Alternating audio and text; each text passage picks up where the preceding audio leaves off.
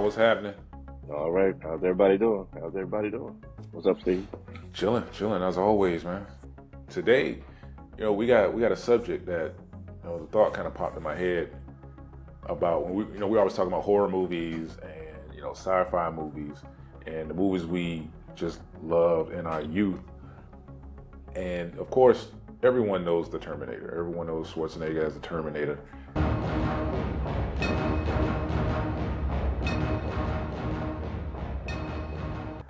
We've covered a couple of other Schwarzenegger movies in our time here with Commando and Predator. So with Terminator, there's really not too many people that can say this is a bad movie. If you say it's a bad movie, I don't know what you're watching. That's not whether it's good or not. Ain't the discussion. That ain't the discussion. Right. The discussion for us today is it the best horror movie that came out in 1984? At its core, is this movie just a slasher with sci-fi elements, or is it just a sci-fi movie? You know what I'm saying? It's like the argument of is Die Hard just an action movie, or is it a Christmas movie? Or is it just really good at both? You know what I'm saying? And that's our discussion today. Is Terminator the best 1984 horror movie? And without further delay, Alex, would you like to introduce Terminator for the folks who don't know, folks who actually don't know anything about this movie? Let's quickly get into what this movie is and what it's about, and then we'll get to our subject real soon.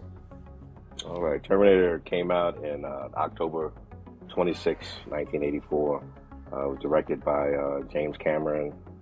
It was written by Gail Hurd and James Cameron, both produced by Gail Hurd, starring Arnold Schwarzenegger. We've got Michael Biehn, Linda Hamilton, and Paul Winfrey played a small part in there. Basically, it's a sci-fi kind of film, sci-fi film with horror elements in it. It's that's up for grabs. Anybody that wants to argue. But it's based on in the future, supercomputer system comes online and becomes self-aware and decides that all humans are targeted for termination because we're the problem, or whatever it decided. Right. So it starts to systematically attack the human race and dwindles our population almost down to nil. And then a guy comes out of nowhere. His name is John Connor. He rallies the human race back so we can get back on the map and get our numbers up, and we start fighting back. And this computer system's called Skynet. Skynet is, of course, always configuring ways of trying to figure out how do we stop this threat? How do we stop the threat to the main core? So it decides to send a unit back in time to attack and terminate John Connor's mother, who is Sarah Connor. And pretty much that's the basis of the film right there. From our side, the human side, Kyle Reese is sent back in time. John, I'm pretty sure, was aware that was his father, sent him back in time to protect Sarah from the Terminator that was sent back to assassinate her. And that's pretty much the foundation of the film. And we've got all kinds of craziness happening after that. Absolutely wonderful film here. Absolutely wonderful film here. Of course, we got Arnold Schwarzenegger. He's playing the main villain. I can't say anything about his performance, but at 12 years old, this man had me shook. I did not want them hands grabbing me around my neck or anything else going on. So. He was coming off of Conan. Yeah. And I think Conan the Destroyer came out the same year, didn't it? Yeah, it came out in 84. I remember right. Yeah. He didn't want the role because he didn't want to be seen as just a killing machine. He wanted to act, you know what I'm saying? Yeah. And I can see that. James Cameron kind of convinced him, and it ended up being his maybe most important role in his younger career. Yeah. Because it just launched him into superstardom. What's crazy is the way this film got made when Cameron was pitching it, he got Lance Henriksen, because he had worked with him, I think, on like was it the Piranha sequel? He worked with him on something, but they were buddies, and he got Lance Henriksen to get in like Terminator makeup and do like a screen test for the producers. Right, you got to do like a screen test for the producers, because the initial idea, he was going to have Lance Henriksen be the Terminator, because like the Terminator was supposed to be like an ordinary looking guy. Right. Wasn't supposed to be like 6'3", Arnold Schwarzenegger. But of course, the producers weren't really going for that. They wanted like a star. They wanted somebody that was bankable. Because Schwarzenegger, he was also, Michael Biehn, I think, was also in the runnings to be the Terminator. And Schwarzenegger would have been like the Kyle Reese character. But it ended up going the other way. That would have been interesting. And which ended up being, it ended up just being better, I think, the way they did it. Yeah, but, definitely. There's a lot of history. Yeah, a lot of history behind like how the roles got cast and all that other stuff. But legitimately, it's just a great. If you just look at it from a sci-fi standpoint, it's just a really great sci-fi film. Yeah. That's set up like Let me tell you something, and I don't know why I didn't think about this until I just recently rewatched it again. Is that it has the feel of like a Carpenter movie, a John Carpenter movie. With like the soundtrack, the background music, the way it's shot, the cinematography. And I was like, this just reminds me of like Halloween 3 or, like Escape from New York and The Thing. It just reminds me of that. And like I said, especially like the way the music is, I'm like, man, this movie is like the perfect 80s horror movie. Just in the shell of a great sci-fi movie. Right. Even though, and nobody really thought about this back then. Maybe some people did, but there's if there's one loophole in this movie, it's the actual plot, because it creates a paradox. You couldn't go back in time to prevent yourself from being born. You know what I'm saying? And you also couldn't go back, send someone back in time to make sure that you're born. There's a loop. It's a loop that can't happen, basically. Okay. And if you ignore all that, then the movie's great. Right. Yeah, ignore that. Same thing happened in Back to the Future, but we love that movie too. So that shit don't matter. That shit don't matter. To kind of get into like the horror aspects of it, this movie is set up like a slasher. The Terminator's like Jason. He's like Michael Myers. Unstoppable, killer machine, determined, doesn't say much. Nope. If anything at all. No one knows how to stop him. Right. And the people that most people don't believe he even exists. You know what I'm saying? Yeah. Like you can't tell somebody there's this robot going around from the future. Like that shit sounds ridiculous to begin with. Exactly. And it just so happens like he's super strong. Yeah, he can do anything. He can repair himself. He's indestructible. How do you make a better slasher than that? Because that's basically Jason. Yeah. Unstoppable juggernaut. Yep. The comparison that we're trying to make today is like, well, does that just make this the best horror movie? Like, forget sci-fi. Does that just make this the best horror movie from that year? We were just talking about this offline. At 84, the 80s were great for horror films. Like, just a ton of great horror movies, before and after Terminator. But 84, for whatever reason, isn't like the biggest year for like horror in the 80s. No. Because when we went back and looked, we're like, hold on, I could swear more like big horror movies came out in 84. And I thought so there too. really weren't that many. And I'm not sure what you have on your list, but like, I know you mentioned to me, Nightmare on Elm Street, of course.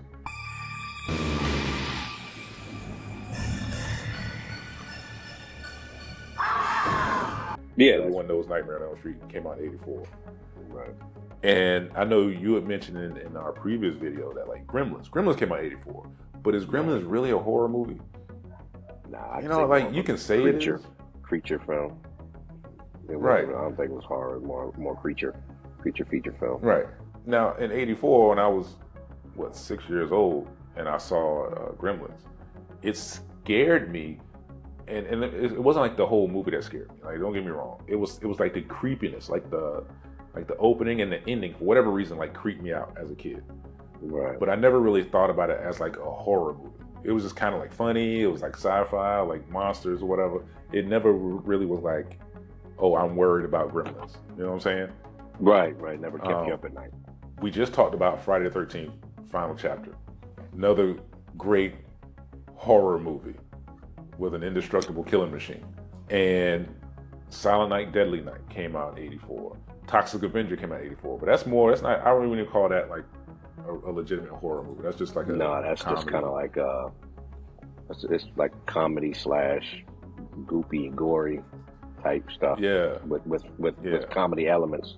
Firestarter, I wouldn't really call a horror movie, even though I love that movie. Right. Children of the Corn, that's a legitimate horror movie, but you know, that's not on the level of Terminator. Like, I don't think anybody's gonna put those movies on the same level.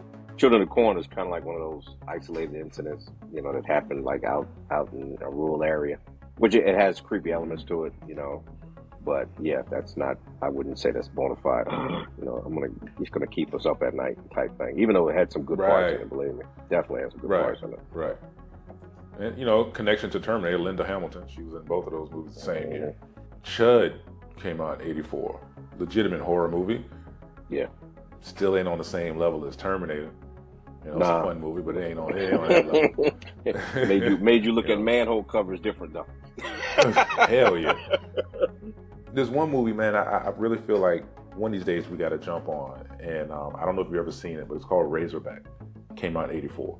The one with the boar, the giant boar or something like that. Yeah, in Australia. Pig or a boar. Yeah, I think I saw it once, but it was, I can't remember when I saw it though. I saw it. I've seen it a few times. The very first time I remember, my dad, like we had moved to Alaska. Like my dad had already seen it, and we went to a video store. This was like '86. We went to a video store, and he rented it. And he's like, "Look, I'm telling you, it's a good movie." And I loved it. Like I freaking loved that movie, man. And I really one of these days I got to get into that movie. But anyway, it came out in '84. Right. So my question to you, Alex, on a strictly horror level, what do you put on a level with Terminator or above Terminator from that year, if anything? See, that's hard. Now that I'm thinking about it and I'm talking to you now, it's kind of hard. Like if you want to sit there and say that Terminator is kind of like a horror-based film, it's going to be hard to compete with it. The only thing I can even throw in a hat would be Nightmare on Elm Street, because it just created a whole new, different kind of fear. You know what I mean? Robert Englund, you know, his role as Freddy Krueger, man, it just kind of created this, you know. And I don't want to say that it wasn't done before, because you know, we had like snippets of that in Dreamscape with Dennis Quaid, you know, about the dream world and different stuff like that. But I think we never had like a bona fide like entity that was going to come for you in the dreams and stop you, period, like kill you off. Besides Freddy Krueger, so I would say that would be my pick for like to even be. I wouldn't say that it, you know, to be honest with you, because I like Terminator so much, but Terminator itself started its own craze, you know, with the time continuum and all the stuff, man. It really started its own engine, man. It started its own machine. So I'd have to say that it might be a notch below Terminator, man, to be honest with you, if you're talking just, you know, films with horror elements to them and stuff like that. Because, you can say that Terminator, you know, is kind of like a Jason film, you know what I mean?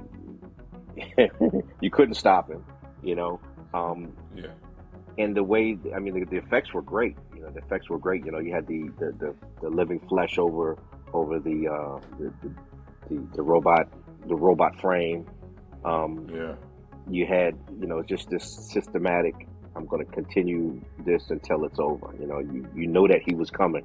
You know, if you got tired, he ain't tired. You know, you got sleepy, he ain't sleepy. Right. You know, so that constant threat, that constant pressure was on you. You know, that's a unique experience for '84. You know what I mean? That would be a unique experience if you try to put that into like the horror house. Yeah, seriously. Yeah, I don't want to say it's totally like a new idea, but for the time, it was very fresh and very new. Right. I would say, you know, like you said, the only movie I really could compare to Terminator on like the horror level from that year is Nightmare on Elm Street. Yeah. Which, like you also said, created something new. And the thing about Nightmare on Elm Street that makes it like a truly relevant horror movie is that, let's go back to how you were saying Children of the Corn, right?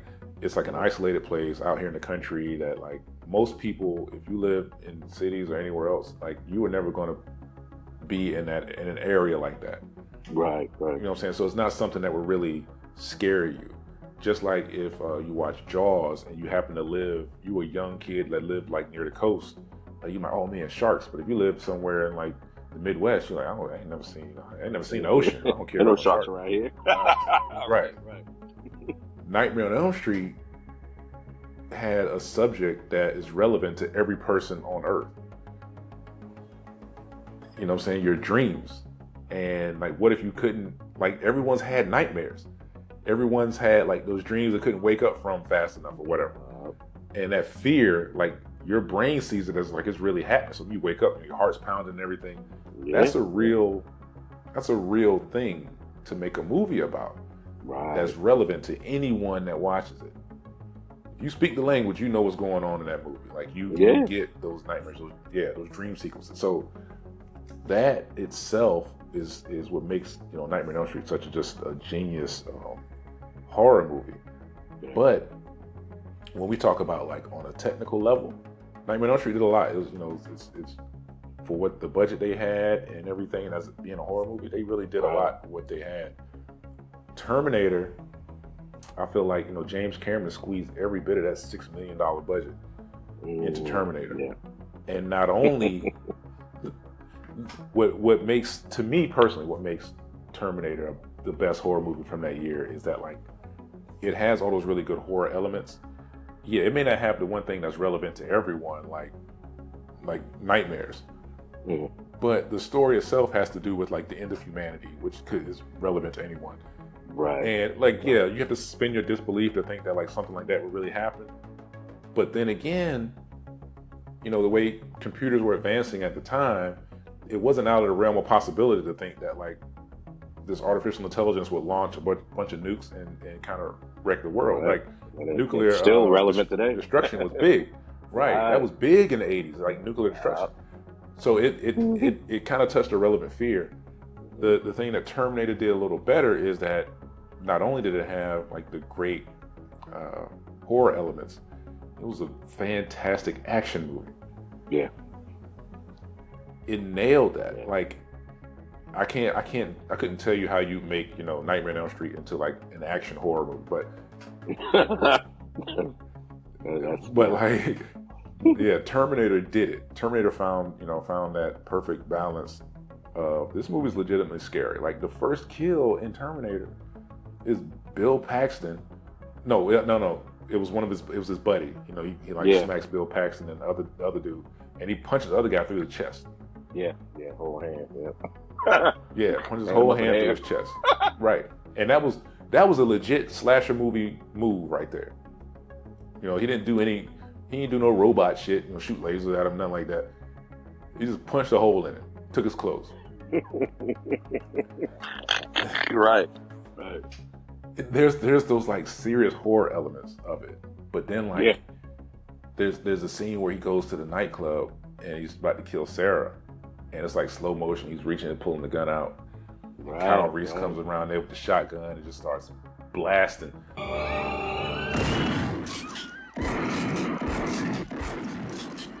That was great. No, of course, action movies these days have gotten a lot more, you know, crazy and bombastic and whatever. Back then, this shit was amazing. Yeah, it was. You know, the scenery and you know, the gunplay and seeing the Terminator get laid down and then he just gets back up. Get right back up. Like, okay, well, I'm gonna brush it off. You know what I'm saying? Go fix myself and try again. I can't be stopped. I cannot be stopped. I believe it. And it kind of like, now that you mentioned it, it kind of started off kind of like a serial killer film, you know, where, you know, it arrived and it had a pattern that it was following to try to narrow down where Sarah Connor was, because, you know, Kyle Reese had a picture to go by. Mm-hmm. He knew Sarah. He knew what Sarah looked like top to bottom, right? The Terminator had none of that information other than maybe possible location, you know, like city. it had to go through steps to kind of track her and try to figure out where she is. So this thing is knocking on people's doors, is blowing people away. You saw the Yep. first young lady after he left the gun store. Are you Sarah Connor? Yes. He freaking put like 10 in her. He just kept Yeah. doing the same thing, man, and it just got to the point where like you started looking at it like it felt like a creepy stalker film. Like this guy is systematically killing all of the Sarah Connors in the freaking in ABC order compared Yeah. to the phone book. And that in Yeah. itself, you think about that, like, holy shit, man, am I next? She was like, am I next? So Yeah. that in itself was kind of neat. And of course, looking back at it from the future of now, right? Right. We look back at 1984, and you almost forget. Well, let me just say this: anyone born in like the last 20 years has probably never used a phone book. Mm. And the Terminator, like, is this super intelligent machine that was sent back. Still had to use a phone book to find Sarah Right. Connor. And I think that like a lot of people don't either know or remember that, like, if your phone number was listed, it had like an address next to it. You could ask for it not to be there, but you Yeah. have to do that ahead of time. Right. It had your address and stuff on it, and of course for like privacy issues, like that's nowadays we're like, man, that's insane. That's insane. Yeah. I know exactly where I But live. Yeah. how? Right. But how insane is it compared to what is going on now? You know what I'm saying? Like your phone literally knows where you are at all times, not just where you live. Right. Mm-hmm. So like there's so many entities that know more about you than the phone book would have ever had. Right. But we don't use phone books anymore, so that doesn't matter.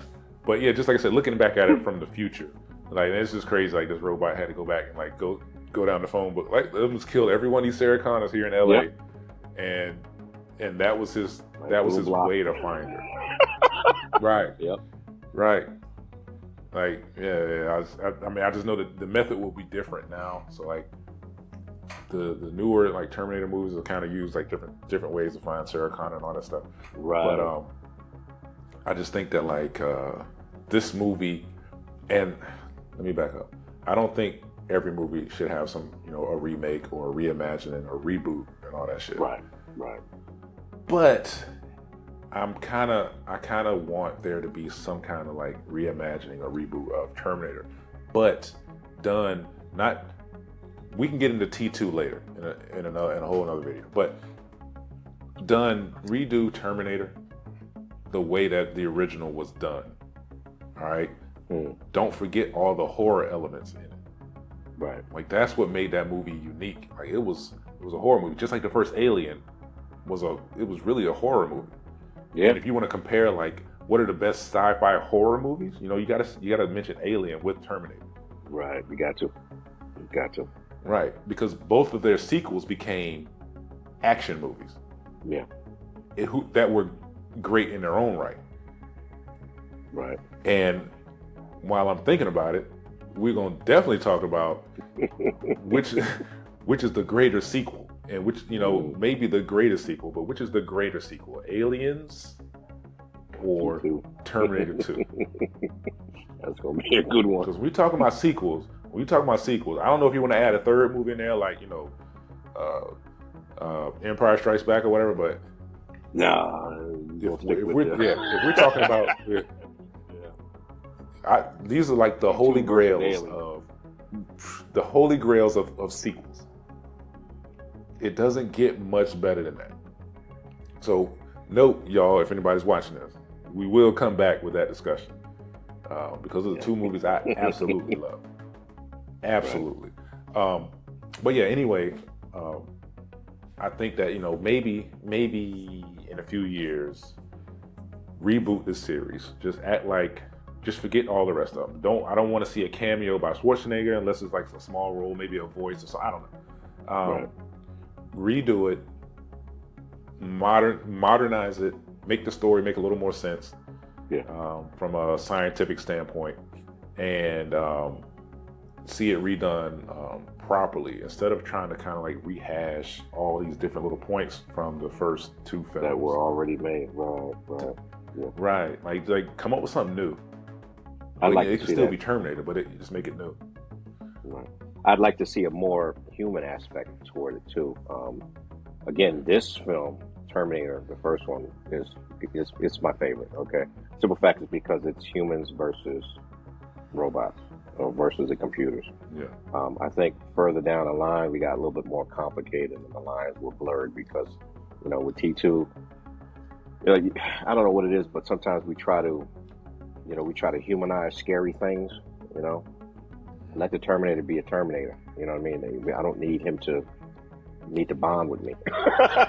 You know what I'm saying? right. It's just like certain things that I didn't like happen.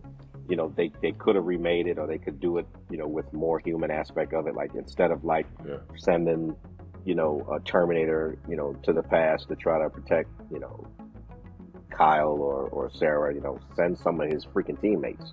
You could have you can introduce so many different characters, human characters, into this yeah, whole story. I think would be freaking kind of cool, man. To think that it might have been like kind of like the Dirty Dozen type deal. I mean, it would have been cool as hell. yeah, You know, I want us to kind of stick with that thing, because if it's humans versus machines, the machines and the computers are able to calculate so many times faster than us on different variables and different things, but they can never beat us when it comes to, free will of choice. If I choose yeah, to change my mind at this given point, then that computer's gotta re-up and do the variables again. You know what I'm saying? yeah, They can't beat us on that when it comes to like will. That yeah, free will is what makes us human versus, a yeah, computer that's calculating 50 million times into tomorrow what we're going to do the next moment. You know what I mean? yeah, They still cannot. yeah, That X factor is always going to bust them in their ass, and I think that yeah, should be exploited, because that's what makes us human, and that's what makes the computers computers. The machines machines. yeah, You know, that needs to be yeah, yeah, brought back. yeah. And I like your point about like a team, because like one limiting Yeah, aspect of the story is that they could only send back the one person.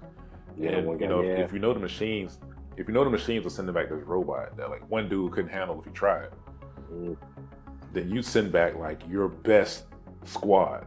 yeah, You know what I'm saying? Like even if you have to do yeah, it one at a time, you send back your best squad, and like, all right, yo, we all gonna group together at such and such a place. We're gonna arm up, and we're gonna take them right. down, and we're gonna protect whatever. I think that They would could be really really build something interesting like that, because man. yeah, and you could have the Terminator, of course, like Terminator smart, picking off team members. You know what I'm saying? Like dividing and Right. conquering, like whatever. You can build off that. You can build Yeah. off that. Yeah. I think this is a story that's ripe for being redone. But like I said, like what made this first one great is that it's also a horror movie at the same time in history where like slashers were big, horror movies were big, Right. and nowadays horror movies are like horror movies never went away. Let me don't get me wrong. Horror movies never went Yeah. away. They never. But like they're big now. You know what I'm saying? Like you can make horror movies so inexpensively, and if the story's decent, you can make them really good. Yeah. And I think that like intertwining a great sci-fi story with a horror story, and if you want to call it something recognizable like the Terminator, we Yeah. get the rights from James Cameron or whatever. I think that could work. Just the fact that I even think about it is why I know that like Terminator probably is the best horror movie that came out that year. You can argue Nightmare on Elm Street. I totally get that. I would just say, on a technical standpoint and like objectively, I think Terminator is just a better movie than Nightmare on Elm Street.